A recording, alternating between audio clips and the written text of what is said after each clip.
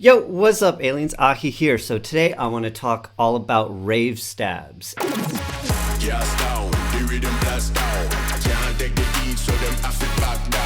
And like there's like so many different types of rave stabs. If you haven't heard of them, it's like this classic 90s sound that was created when you put something inside of a sampler and like repitched it around. And I wanted to like talk about a few things, like how to make them, some old examples, some modern examples of like different styles. And then also I want to show y'all like music history wise, like where the music theory sort of comes in. And then also I want to show y'all some more examples of how to make some of the darker rave stabs later on. And then also I want to show you this super exciting new product that I have for y'all called AHEE's Magic Rave Stabs, and more on that later. It's going to be next level. I'll show you at the end of this. So first up, I want to talk about like classic rave stabs, like with pianos. So this is like the first old example, which is by Congress, called 40 Miles, and it's just, you'll hear it, recognize it's just this classic sound. And then with a beat. And then like a modern example of this would be like Grizz Tie-Dye Sky.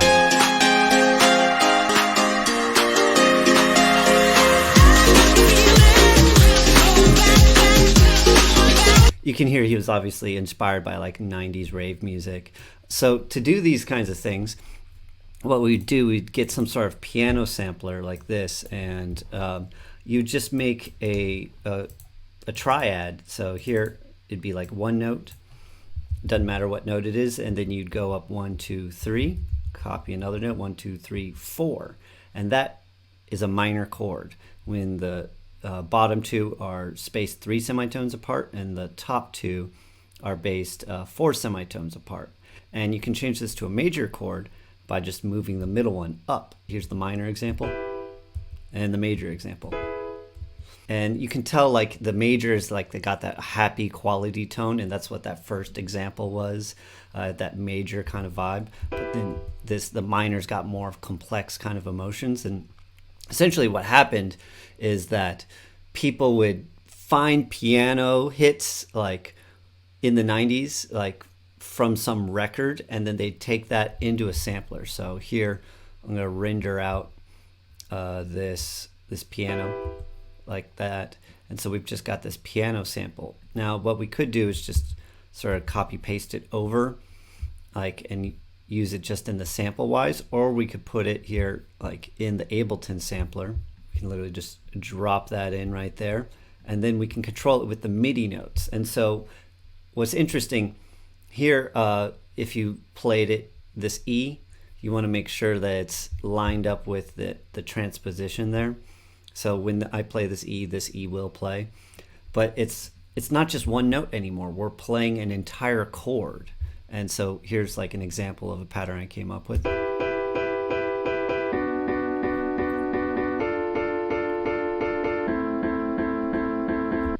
You know, you could imagine with like a beat, you know, like it's got that rave kind of sound to it, a little bit more somber tone in this particular case.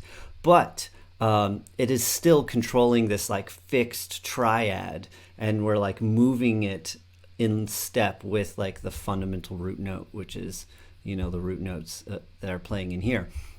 And so I thought this was like so interesting because in the context of music history, this sound never really happened until the limitations that sampling brought to the scene. And it was like people that didn't understand music theory, that were like more engineers, they stumbled across this and they thought it sounded cool, and then they sort of like ran with it. But like all throughout music history, this type of thing is no. It's called parallel motion. And like there's all these like classical music documents talking about how you don't want parallel motion because like say if you were writing like a fugue or something like that, you wanted to have separate voices, and you'd never wanted to have like the two voices move in parallel motion to each other, meaning the same movement up and down, because that would, it makes the voices sound like they're playing together rather than individually. And so in the context of history, what they were trying to do, it made sense. But now with modern music, so much of it is about creating texture, creating a vibe, and this wall of sound. And so stacking the notes makes so much more sense. And it's basically the core of all modern music is parallel motion. Like a power chord on a guitar is an octave and a fifth, which would be, if we were to do an octave and a fifth, it would sound like this. And like we'd basically, punk music is just like chunks of these going from one note to another. Here, let's listen. Here, here's the major example of that same piano riff.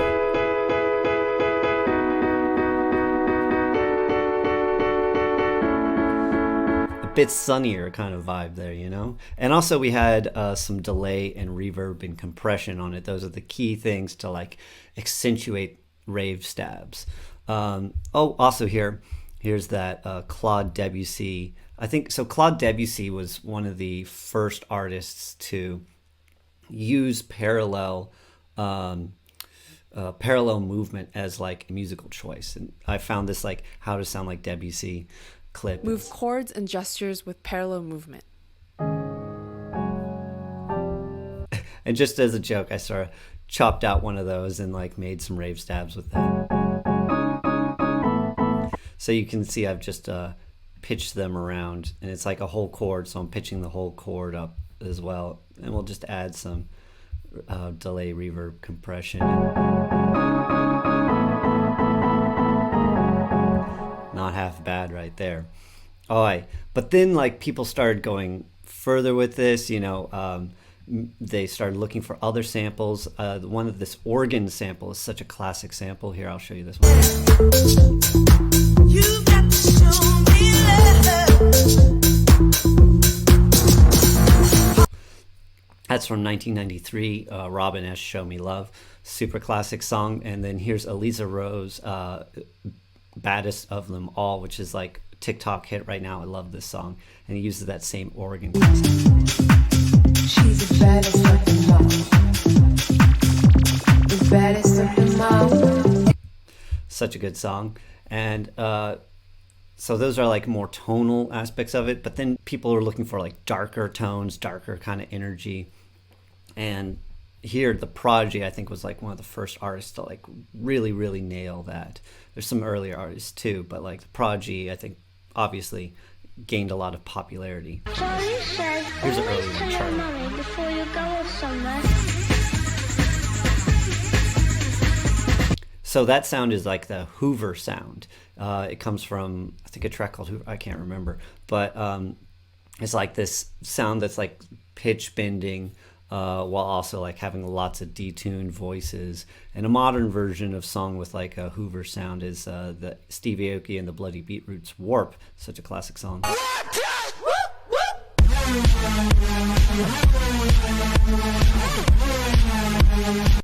Similar sound there. They're almost just like letting it ride out and then going between na. So it's just going back between two notes there. And that's a lot of music theory inside of like a more aggressive electronic music, is just going up and down a minor second, or maybe a major on the opposite side of the minor second.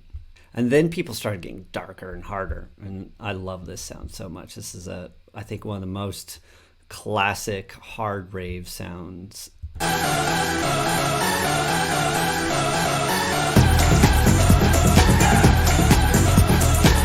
Yeah, that T99 Anastasia. Here you can hear a modern song using it. This is some techno song that's going viral on TikTok.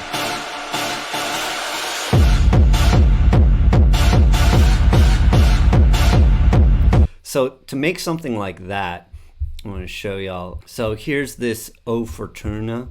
So a lot of this stuff is like resampled stuff. And so I was just looking through here for just a little clip, and I found that. I liked that bit right there, so I copied that bit out. And then also I wanted to layer in guitar. because I know that Prodigy would do that sometimes. So I got this Drowning Pool instrumental. I found this just that one little chug right there, and then I came over, added in the little Fortuna thing right there, but then also I copied it over, made sure I hit the warp on, and then I pitched it up 12 semitones, and so it gets it like that higher octave. So together it fills up more of the sonic spectrum, and then layered in with this, and then also up an octave as well. So all together, starting to get fuller. And then also I just found this other guitar sample in there that in my library I liked, just to add a little bit more grit to it. And now all together they sound like that. And now I might want to add some saturation, some compression, and then I had some EQ and redux settings on a few of these things. Yeah, and then so we'll just re-sample that out to here. And now I would cut these over and create my own MIDI pattern here, and I'm going to apply that delay, reverb, and compression. And now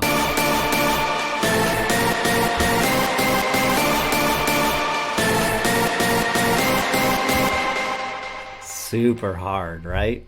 I love it. It's super cool. All right, so next I want to show y'all the instrument, AHEE's Magic Rave Stabs. I've been working on this for so long.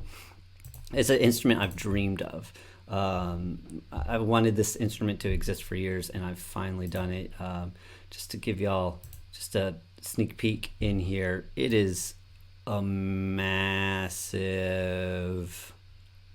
instrument. Yeah, tons of samples in here, and there's 2 layers of them. So if we were to break it down, it's basically we've got the sampler section up here, a delay section, a reverb section, and a compression section. But I've also got all these macro presets here, so that way you can just start having fun. So I'm just gonna play some of these. Here's the first rave sound.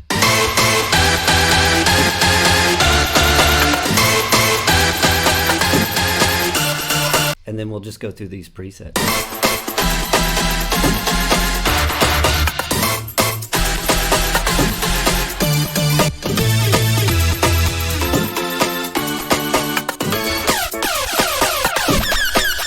And then rave organ. So many different styles too.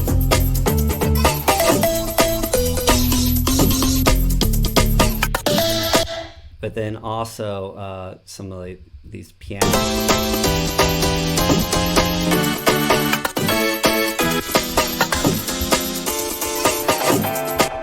Some chiller ones, some more like techno and EDM.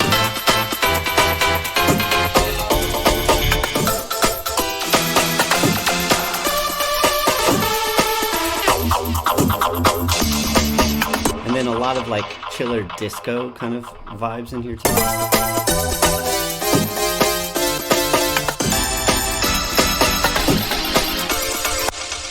A little guitar dub. And then also I've got all these like percussive ones.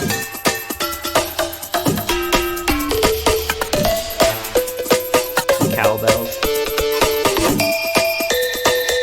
For all those drift fans, funk. And also some trap horns in here.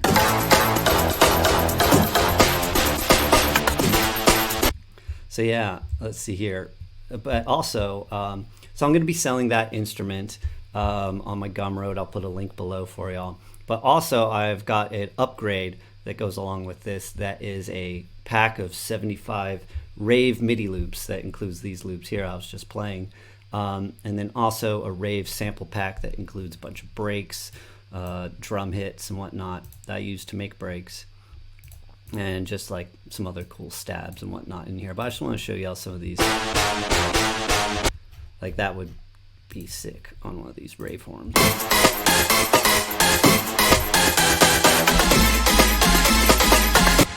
You know, this one here, this one might work better with one of those organ sounds.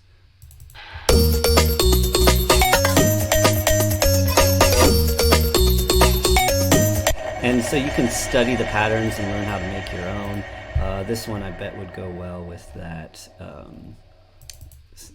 funk bit right here.